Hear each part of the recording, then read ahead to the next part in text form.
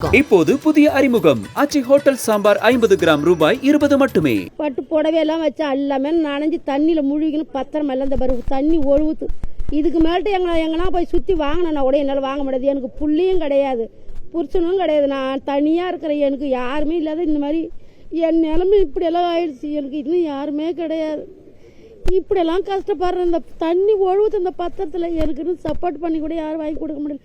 கடவுளுக்கு எங்கன்னா முடிவு பண்ணி இந்த அரசாங்கத்தில் யாருன்னா எனக்கு வாங்கி கொடுத்தா தான் உண்டு, இல்லைன்னா கிடையாது.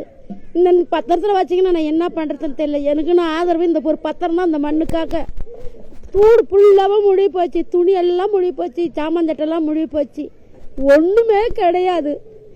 நாங்கள் எந்த விதிக்கு தான் ஆளாகணும் எங்களுக்கு தெரியல. இந்த தெருவில் இருக்கிறவங்க அத்தனை பேர் எவ்வளோ கஷ்டத்தை அனுபவிக்கிறோம்.